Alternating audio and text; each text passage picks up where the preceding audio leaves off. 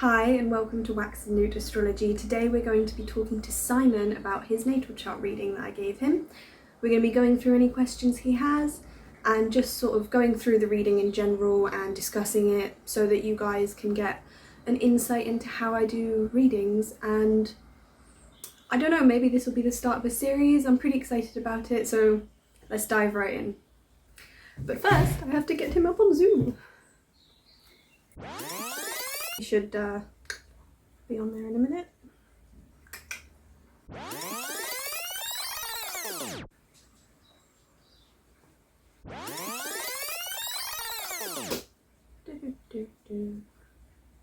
Hello, hello. Hiya. How you doing? Good. So hot, Bella. Oh yeah? So hot, yeah. I miss that. We're good. We're good. You look like you're dressed up. Are you going out somewhere? No, just for this. I just like to do it. I know. It's your... It kind of works. It's my prep. It's my prep for this. And part of it's because I'm not at fashion school anymore. Like, I'm just, going on dog walks on the daily and, like, just doing stuff around the house. So I'm in joggers most of the time. But, like, yeah. I like to dress up and I've got all these dress-up clothes and I haven't been able to use them as much as I'd like. Well, I think it kind of works on your, on your videos, on your channel. There's something theatrical and glamorous about it. Yeah. And also the kind of style of your graphics and also is kind of mystical and, so it kind of adds to that, yeah. I like You almost need like a crystal ball as well, just for the... I wouldn't mind, to be honest, yeah. It makes me feel like more ready to perform as well. Like, I already feel, I feel different, do you know what I mean? It's like getting into character a bit. Absolutely. I mean, I don't wear these white clothes all the time, but when I'm doing my videos and stuff, the channel, I kind of, or I'm teaching Reiki or something like that, it just kind of like, kind of gets me in that kind of angelic state of mind. Kind of mood. Yeah. So well, I try anyway. So I'm just gonna hit record. Okay, I'm gonna hit record now. So I just read through your chart before we did this, like read through the reading I gave you. And I was kind of thinking about how I was feeling when I was doing it. And if I'm honest, like your reading that I gave you is one of the shortest ones I've done. And it felt like complete when I did it. Like I didn't feel like I've got loads more to say. And that's just interesting to me because maybe it's because you already knew a lot of it. You'd already experienced a lot of it. And I didn't really feel like I needed to explain it all to you.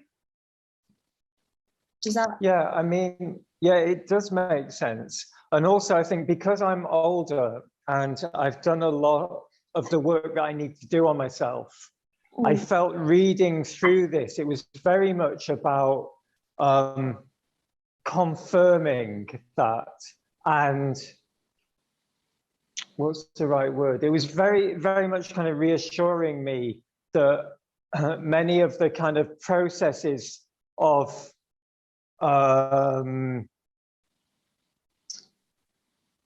alchemizing and transmuting those kind of energies and those polarities, which I think is what astrology can really identify, isn't it?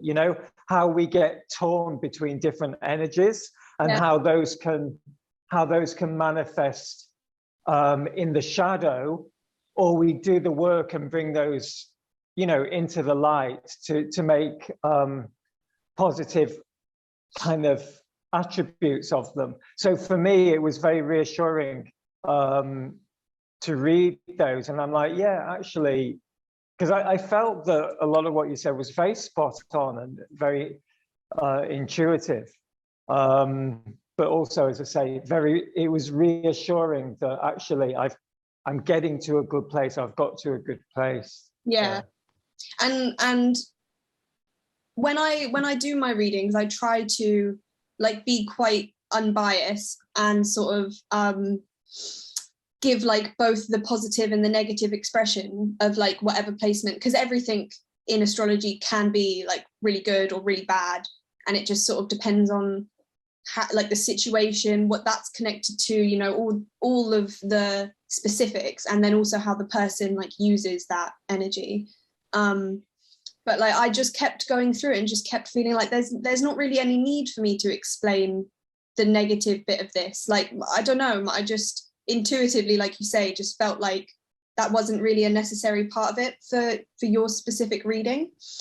But the thing that really stood out to me like straight away is your Neptune placement, because Neptune is ruled by Pisces, or Pisces rules Neptune. It's sort of interchangeable, and it's got a trine to your Pisces stellium, which is like just really interesting because it's kind of like unconscious energy, or like a one that sort of is an easy flow, but because of that you don't really notice it for a long time. But it's like the rulership situation was like really layered for all of your chart. To be honest, I find it a lot of people's charts kind of keep going back on themselves, if that makes any sense. Not really. No, not exactly. Well, okay, so your Neptune placement, Neptune rules, as well as a lot of other stuff. When I was looking at yours, it felt like it really ruled like the spiritual creativity part of you, because it's in the 5th house, which is like a really creative placement. And it's a water planet, and it's in Scorpio, which is a very deep like water sign. It really likes to like get to the deepest, darkest, most hidden, specific parts of like the human and just life in general. And it's in like the creative part of your chart, so it's like you like to create that kind of knowledge, and then connecting to a stellium in its own ruler, which, because it's the stellium's in Pisces, just sort of magnifies that energy, because Neptune and Pisces get on really well. So it's like an extra magnifier of your spiritual energy. So how would you say that's kind of manifested in my life? I mean, of course you don't know the details of my life, but well, because the stellium is also in the 10th house, like your houses are a bit askew, and the 10th house really rules like your the perception other people have of you. And it kind of, the more mundane version of this is like your career, but it's more so like the people you interact with in that way, where you're sort of got a responsibility, and because of that they perceive you a specific way.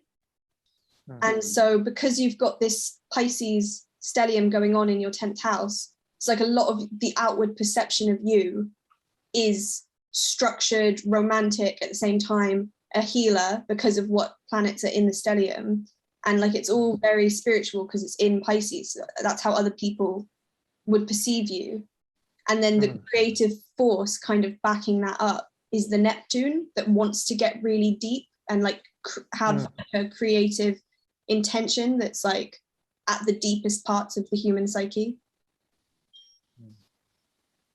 It's a very internal journey though, if I'm honest. Yeah, I mean, I feel that my life has been and is a very internal experience. I have a tendency to withdraw, and I have to very much of the time I have to consciously engage with the physical world and myself as a physical being, because I find it much easier to withdraw and have that internal experience. And I mean, like there's a few things in your chart that point to that. Like firstly, the stellium in this Pisces energy, which is very dreamy, mystical. It means, because it's a stellium and you've only got one stellium, it just means that it's like an extremely powerful energy in your life. This like dreamy, I feel like dreamy is not really the best descriptive word for it, but just sort of like floaty kind of attitude, and also like a bit of self-sacrifice. Like there's part of you that kind of is open to just being whatever. No, Dreamy is spot on. It really is. I'm very much a dreamer, and again, there's kind of like shadow of that, but it's also can be a great attribute. So the shadow of that, I guess, which maybe I experience at a younger age, is to kind of be kind of very withdrawn and disconnected from reality. But the positive expression of that, which I've kind of come to embody as I get older, is the ability to really visualize and bring things into manifestation. Through that ability to dream and create at the 5D. I've always had this. I think it's a gift anyway, but this kind of, because I'm a Taurus, and Taurians are kind of earthy and very kind of physical, I would say. I've been able to have this, be able to, just... Oh no, you've frozen a tad. Blessed with that, because oftentimes... You froze a bit in the middle of that. Right. Sorry. It's the Thai internet. So, this kind of earthiness of the Taurian, and actually being able to get things done in the physical, but also having this kind of dreamy quality where I can create up here, and then create up here, and then bring those into physicality and make things happen. And we discussed that, in the reading, because the first thing I covered was your sun placement, and it's pretty almost exactly conjunct Mars, which is gives you your identity, a big part of your identity is your connection to the physical. Mars stereotypically is anger and aggression, but more so it's really your physical drive to do stuff, to get up in the morning could be Mars, and when it's connected to the sun like that, it becomes a real part of yourself, your ability to do things. And then you've got this interesting pattern as well, where I'll probably put this up somewhere in the final video so that people can see. But you've got your sun and your moon have a semi-sextile, and they're quite close together, and they've got this sort of crossing over aspect that connects to that stellium. So it's kind of the core parts of yourself, the sun and the moon, have an easy flow of energy, although that doesn't necessarily mean it's always going to be really positive, or you're always going to experience your ego and your emotions really beautifully connected. Sometimes there will be struggles because the energy flows so much. But it also means that when you're in a positive place, that connection then sort of connects everything else, just kind of brings it all together in a way that works really well for you. What would you say from looking at my chart and just kind of intuitively that I still need to refine about myself? Or what kind of challenges might you see ahead for me that I haven't maybe yet faced? Can you see that from this chart, or would that be a more specific reading? Well, I guess I would ideally look at a solar progression. On your birthday, you do something called a solar progression, where your sun's in the same position, but everything else is in the position it's at for this year's birthday. and then that kind of tells you about the year ahead. But from your natal chart, I think the only thing that stood out to me that I didn't really cover in depth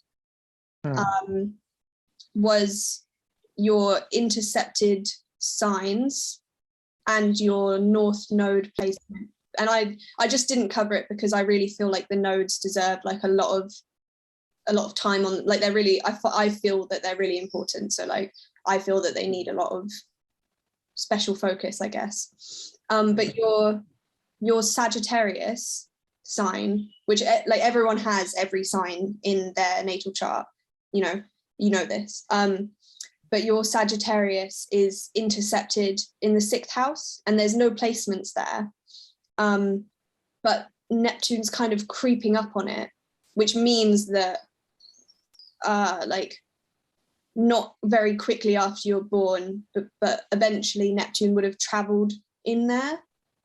So like transits wise, it would have been sort of trapped as well.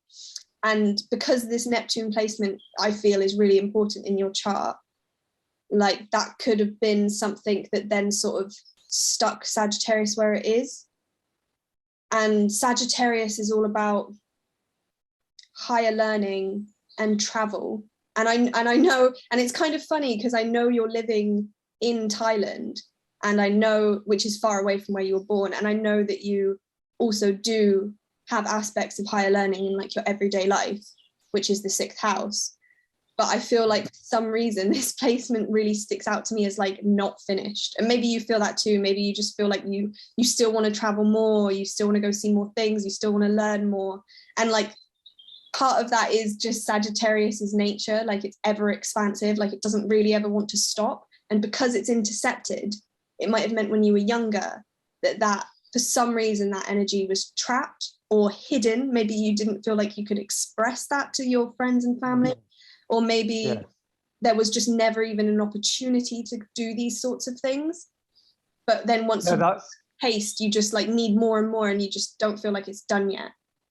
It's spot on. You're absolutely spot on there. And it has also been the cause of much internal kind of tension for me, because there's also, and maybe it's the Taurian quality again of like wanting to have a sense of kind of home and sense of permanence, you know. So this is something that I wouldn't say I've struggled with, but it's been a kind of tension within me during my life, and I still experience to a certain extent. I want home, I want to feel kind of sense of security, but at the same time I need to keep moving, I need to keep exploring and looking, you know, and looking for newness. So it's that kind of pull, you know.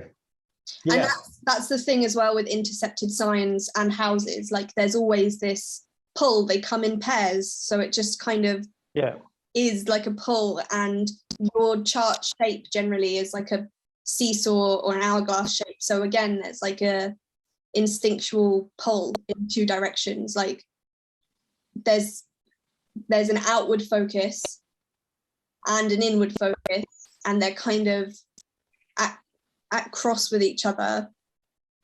But you personally like as the physical being of your chart, like you need to find a way to like express both and let both kind of have their moment. So that's interesting. So when you look at the chart, there's also, it communicates something to you in terms of the almost like the graphic or the shapes that it creates. Oh yeah, definitely. That's interesting. I'm in the process of sort of I don't really know how to phrase this, but I'm kind of in the process of a discovery about how to read a chart. In like, I know how to read a chart, but like I have some ideas that have come to me about sort of new ways to read a chart, so that the journey, the story that the chart is telling us kind of comes smoother makes more sense, or I haven't really got there yet. So maybe it's not even that it comes smoother, maybe it's like the finishing of the story, like it's explaining a way to finish it. I won't go too deep into it because it's a lot of technical stuff, and I haven't really figured it out yet, so it's something that I've been just sort of practicing. But I get a sense from what you're saying, because I read the tarot. So when I put the cards down for someone, it's like a movie. It's like the script of a movie in front of me. Like I can see the story of someone's life, you know. And I'm wondering if it's something like that for you when you put the chart together and you connect all the lines and everything. It, you know, somehow creates a story for you. Yeah, definitely. I would say definitely so. And the thing is it's, I mean, so YouTube doesn't know this, or whoever's watching doesn't know this, but I'm learning Reiki from Simon right now. And yesterday was the class, and at the beginning you were explaining a lot of things about Reiki, and like just sort of, I don't want to say the basics, but just like the general conceptual ideas. And the whole time I was thinking, this is just like astrology. This is just so, this feels and sounds similar to the intro I gave you when I did your reading. Like you were like, there's no good and bad energies. And part of what I was explaining is there's no good and bad aspects. Like it's just sort of a myth that like a square is bad and a trine is good. You know, like most of the people I know with grand trines are very lazy. So I wouldn't say it's like the best aspect ever, you know, but like when you look at stuff online, it's if you have a grand trine, you type that in, Google will tell you, oh, that's super great, that's really positive, but that's not, you know, there's no good and bad. That's not really how it works. And like it was really reminding me what you were saying yesterday about that, and I forgot where I was going with this. But no, well, you've already gone somewhere that was interesting, you know, but yeah, just kind of picking up on the similarities there. Of, you know, the two different kind of modalities. Yeah, and it is definitely like reading a story, and I remember where I was going. It can be never ending. Like you said with Reiki, you haven't gotten to that finishing place. There is no finishing place. Like I could read your chart for years and years and years and still not be done with it, you know?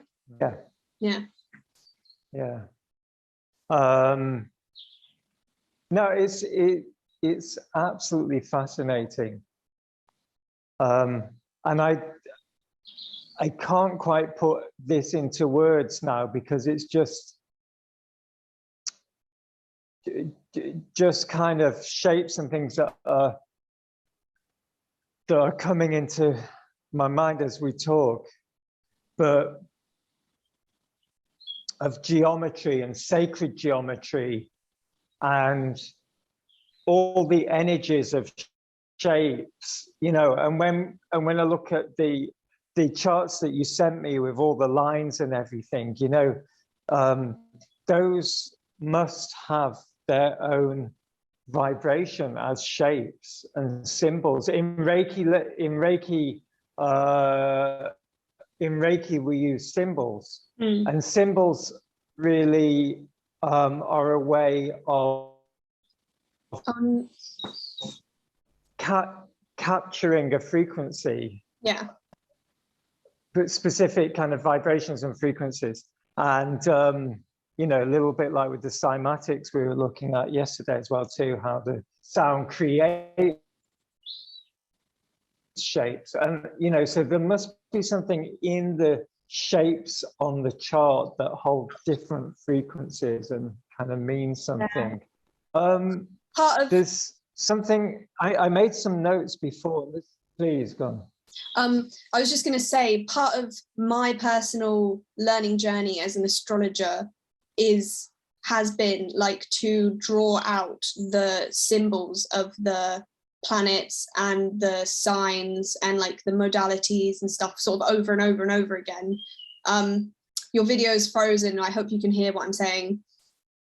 And because each sort of zodiac sign and planet carries its own archetypal energy, and like the symbology that connects to them also carries that same energy, and to sort of draw it out gives you your own thoughts and perceptions and understanding of it, which is like to the core is like the same, because it's an archetypal energy, as everyone else's understanding who has a full understanding of it, but it's like personalized to you in how you experience it. Like you can't, it's something Jung says, like you can't really understand an archetypal energy just by sort of like knowing it exists. You have to experience it, and everyone does, because that's just part of life.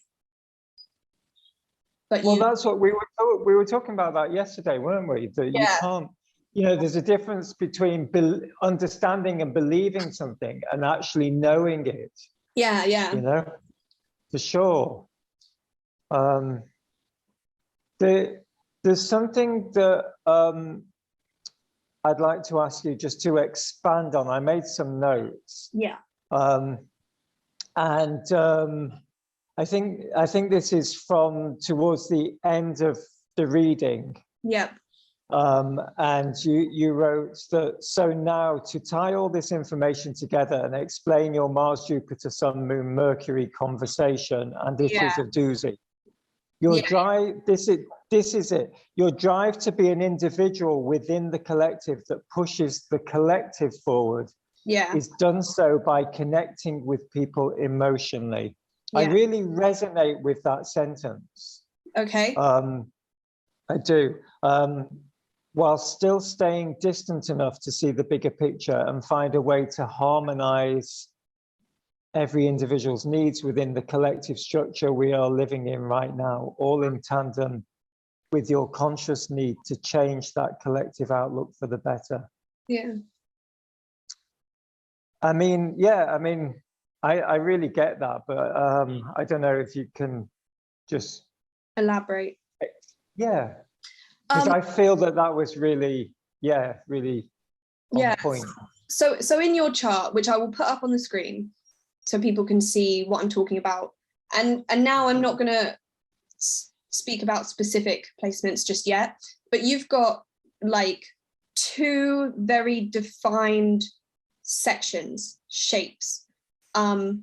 One is what I called the half kite, which is not the bit that talks about, but sort of explains a lot more about your roots, your home life, your development of your skills, and like the issues you had that then had to be sort of faced and transmuted so that you could get to the good place you're at now. And then that sort of shape and story is one of its own sort of itself, and it connects to your stellium, which then connects to what I was talking about with what you've just read out, which isn't really an aspect shape, like not an official one, but I called it like the minor crisscross peak, because you've got, that's the shape that's sort of the sun and the moon in their semi-sextile, and then they both sextile crossing over each other, other placements. And your sun is conjunct to your Mars, so that's like the drive, the physical drive, and your sense of ego, which everyone has and like isn't a bad thing. They're connected there, so you've got like a very physical sense of yourself. And that could also be, and because it's in Taurus, like it's very much like sort of Mother Earth sort of vibes and themes, like very connected to the earth. And then that's having a conversation with your moon, which is connecting to your North Node, which spans Taurus and Gemini. So it's kind of like expansive, communicative, but also still rooted in this like Mother Nature kind of energy. And then because of this crisscross, they're both having a conversation with Jupiter, which is expansive, higher learning, and also like quite inclusive. Like Jupiter, if Jupiter was a person, it would be like a big friendly guy giving everyone hugs at the party, you know? And if Mercury was a person, which is also part of this sort of conversation, as I put it, they'd be the person like taking pictures of everyone and going around and filming. Like if it was a wedding, they'd be like the the filmer, like filming everyone's reaction.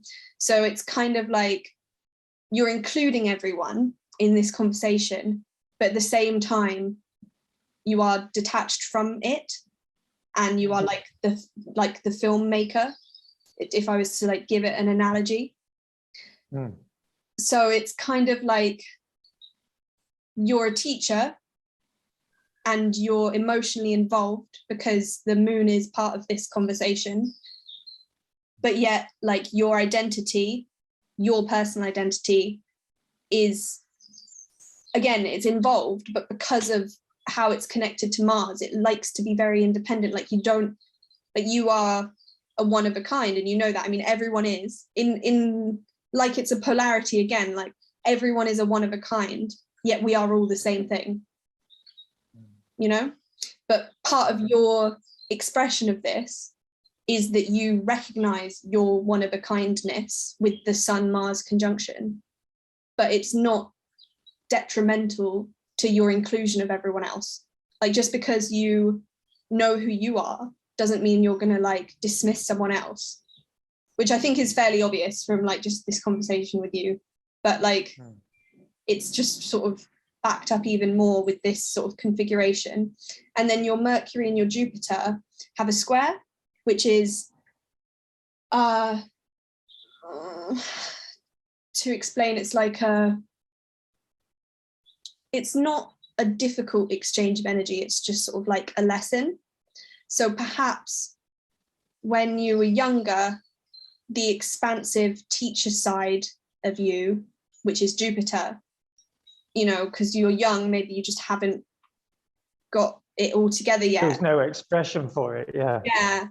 And like that kind of had to be a lesson learned, like the Jupiter and the Mercury, to get them to get it so that you could communicate, which is Mercury, in an expansive, inclusive, higher knowledge way, Jupiter. Like a lesson had to be learned. And if I really hope that I can highlight it. I wish I could share my screen. In fact, I'm going to share my screen with you. Is that okay? Yeah, please do. Share. I mean, okay, so I'm sharing now your chart. So what we've got here is, this is the semi-sextile between the sun and the moon. So that's like the easy flow of energy. And then the sun is connecting to Jupiter. So that's your sense of self, which is very physical and Mother Earthy, is connecting to an expansion of higher knowledge, a want to teach, which is really quite lovely. Like Jupiter's can be like a really lovely influence. And then the moon here is having this, so this is your emotional side, is having this conversation with Mercury. So you communicate emotionally easily, you know, but then to get this conversation to sort of finish, to sort of wrap up in a way that is like really satisfying, because the square is the more conscious energy, which means that you have to put more conscious work into it. That's your communication connecting to the high-mindedness and sort of just stepping over your ego and your emotions, which are a key part of it, because without them, you wouldn't have gotten to where you are. But in what you're trying to do, which is like the Reiki practice and teaching, like you have to step over that sense of self and your emotions. I mean, you were speaking about it yesterday, like the hollow tube, like you have to empty yourself. The less you are, the better. And this line is how you, like, that would have been the lesson that you learned to do that. Like if I had to just arbitrarily put Reiki somewhere in your chart, it would be these two lines here for me. Like it's this expansion of spirituality in the 12th house of high-mindedness and communication. And it's very mature because it's on the 27th degree at the end of an intercepted sign. So it's communicating with Mercury, which is your communication, which is very instinctual because it's in an early sign of Aries, and it's actually a very physically manifestable number, 5, like it's a very physical number, and it's a creative number. So your communication style is like creative, and I would say that Reiki is a communication style. And it is a very creative one at that, because it's partly a mental journey and partly a physical journey. So that sort of is one part of it. And then again, this high-mindedness, this expansion, this spirituality here is then connecting to your powerful stellium, which is like your healing abilities, because it's being sort of controlled by Chiron in the middle there, which is like the wounded healer. I can kind of broadly divide my life into two parts, or at least my adult life anyway. And one is, you know, from a teenager through to my late 30s, I was in fashion, and I loved it as well. You know, maybe towards the end, I felt like I was kind of misfit within it, but for the most part, I really felt that I was aligned with my purpose. And then when I got to basically 40 years old, I went through a crisis that took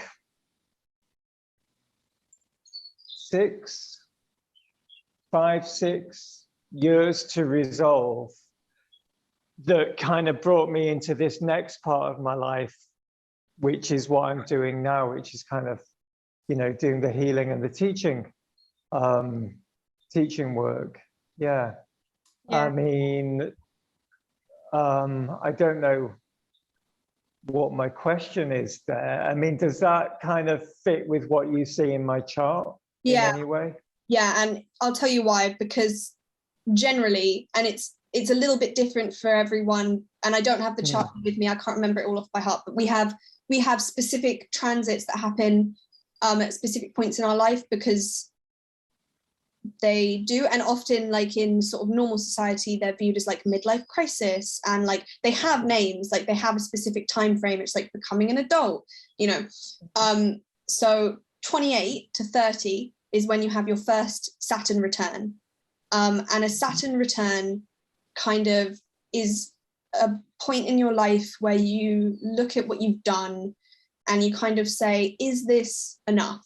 Is this right?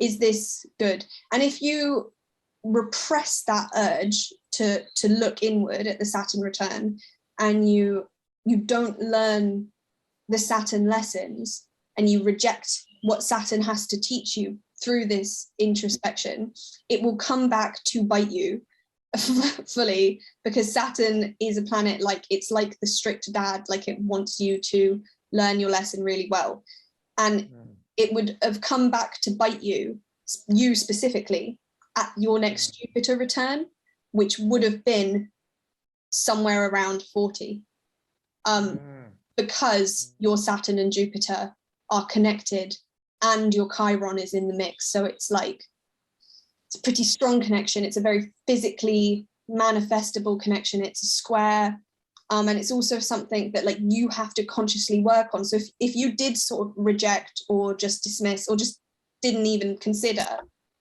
these sorts of things during your Saturn return, then during the next Jupiter transit, it would have sort of lit that all up for you again and sort of forced you to learn whatever lesson Saturn had for you.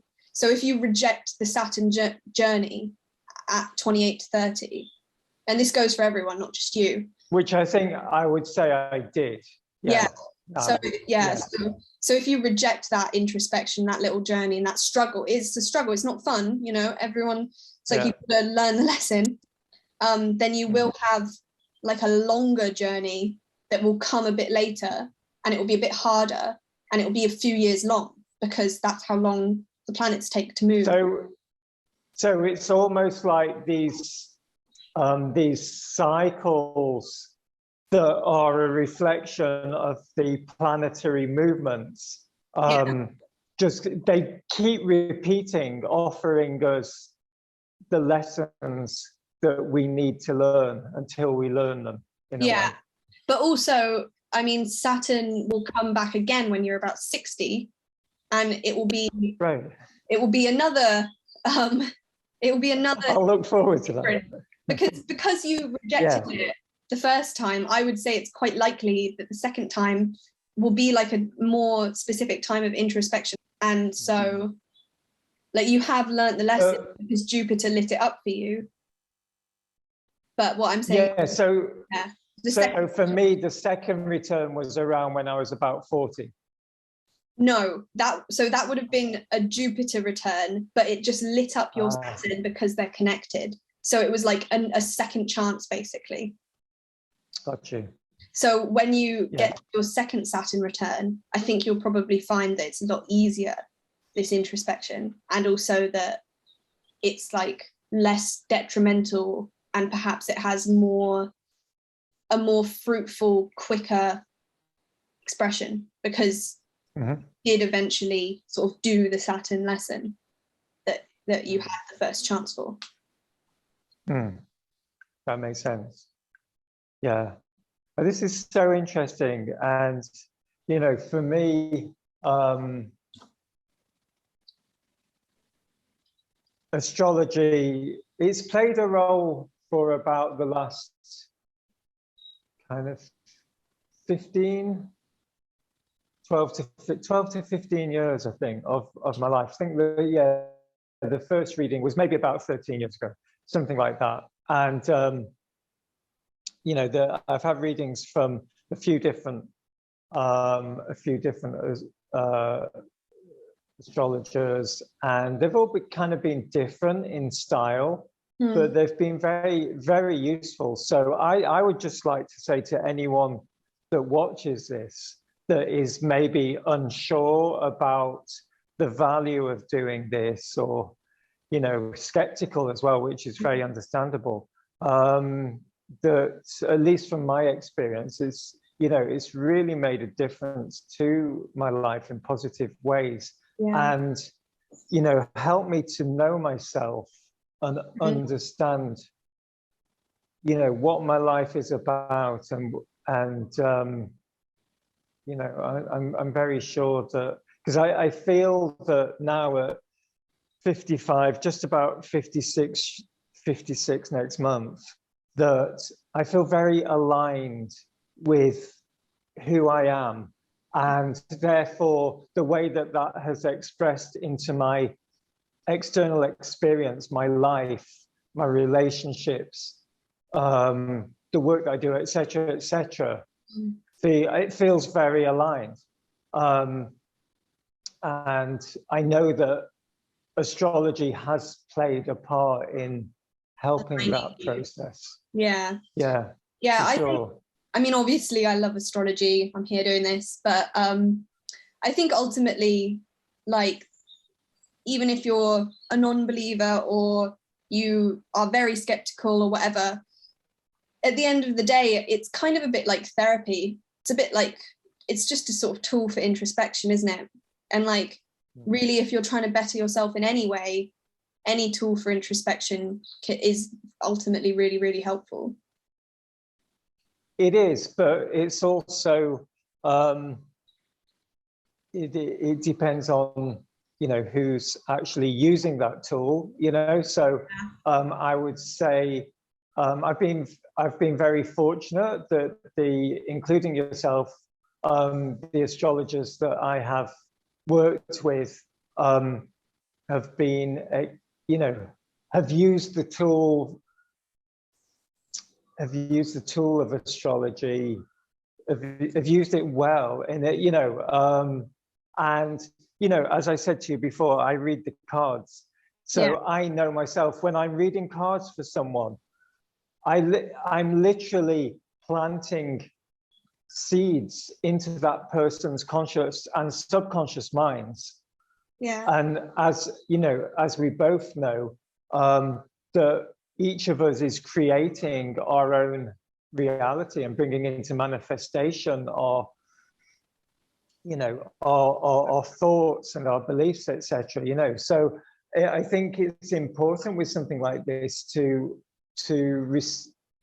receive a reading from someone who's going to use that tool of astrology in a way that plants positive, life-affirming seeds. And, you know, that's what I would say to anyone. So, you know, like, it's not just like, I need an astrology reading, so, you know, just randomly pick someone to do it. I would say, you know, just kind of really connect with your intuition in choosing who you're going to do that with. You know? I guess like anything. Yeah. Anything, yeah. I've actually never had a reading given to me, like a professional one by someone else, because I do it, and like, I must say, part of my journey to learning how to do it properly and well was really messing up my own chart a lot. Like, cause I started when I was 14, and I didn't have all the books and resources I have now. It was more sort of just online on Tumblr. And some of that information is not right, like, it's false. And I only got to know that by like trial and error. So I understand. I totally agree with what you're saying, and I think, yeah, if you're gonna shell out money for a reading, like, you should get a reading from someone you like personally feel like a vibe and a connection with. And that goes the same for anyone who's considering getting one from me. Like, if you don't like my videos, you should not be getting a reading from me. You know, you should go to someone else whose videos you really like, and that like vibe with you. Yeah, it's not just the, you know, the financial investment. Yeah, it's also, you know, that I could imagine that a reading could potentially be quite damaging. You know, and, you know, and have kind of consequences into the future, in the same way that a good reading can have positive consequences into the future. And I've definitely received some very good readings that have helped me at certain points in my life to make the right choices. And that's another thing I would say to anyone, is that this is a great tool. When you feel at crossroads in your life, astrology is a fantastic tool. Or if you know something significant. The last reading that I received before this reading, Bella, was just over 3 years ago, before my son was born. Okay. Because I knew there was something significant happening in my life, and I wanted to see what was going on for me and what the next few years were looking like. You know? And so in some cultures, as I understand, you know, the astrologers brought into, even before the conception, the astrologer is consulted, you know? That's very true. And there's a lot of cultures where, like, people, for example, wouldn't get married before having like a proper astrologer like do a synastry reading and sort of analyze how the relationship will develop you and stuff. And like, while I think that's really interesting, I personally am more in the camp of you should try to be in yourself when you're with your love interest, and recognize, like, for yourself if you like them or not before you even consider, you know, a synastry reading. We've got to be careful, haven't we, not to give our power away to an astrologer. An astrologer or whoever, you know, for sure. But I don't know, there's some kind of wisdom in that, you know, as well. You know, to kind of check your compatibility and stuff, you know, or at least be forewarned, you know. And it depends on the culture as well, because, you know, every different culture has a different way of dealing with relationships and being in relationships and what you expect out of them. So, and like, also, if your particular group of people is not really attuned with astrology, they don't really like it. Like, I'm talking now to someone watching this video.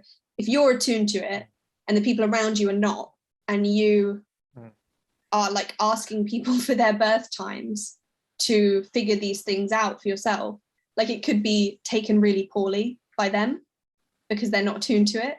So obviously, like, you don't want to go around just sort of asking everyone you meet for their birth details, because it might be misconstrued in like whatever particular group you're in. It's not a conversation for the first date, is what you're saying. No, yeah, definitely not. not at least not like in England, I don't think that would be appropriate. Yeah. Yeah. So I mean, I haven't got any more specific kind of questions or observations from the reading. I mean, the written reading. So for anyone watching this, what I gave Bella my just basically my simple information about my birth date and place of birth, and from that, Bella sent me it's not a small, and I think you said earlier on that this was a relatively short one for you, but it was still several pages PDF, really explaining this stuff extremely well. You can tell from listening to Bella, but extremely eloquently and clearly, in a way that kind of finds a really good balance between the kind of technicalities of the astrology, but also in a way that a layman can understand, you know. So there was a nice balance there. So I kind of learned a lot from reading it, just about astrology. And then, so that was the reading. And then it's been very, very useful for me today to follow that up with the call, you know, and I would strongly suggest that you make that part of what you offer to people, because whilst the written reading was very, very good, I think this just just finished, just kind of completed it. So I also just want to quickly input to anyone who's watching this that I am now offering readings. I've just got my website finished, and by the time I upload this, I should also have like all my other links and everything working. So I will link all that in the description. If you're interested in a reading, you can go and have a look at my website, see what it's all about, and get one. Oh, well, I recommend it. So that's my testimonial. Okay. Yeah. So thank you, Bella. Is there anything else? Well, I'd like to stop recording before we end the Zoom, but I'm not really sure how. Oh, I found it. Okay. See, I've told everyone that Zoom's quite new for me. Okay. I'll let you go because you're tired and I should get on with my day anyway, but it's been lovely chatting with you, and as always, like, really interesting. Yeah, you too. And I hope that video is going to give you some good material to work with. I'm sure it will. Yeah, great. Okay, Bella. Bye. Have a great day. You too. See you. Thank you.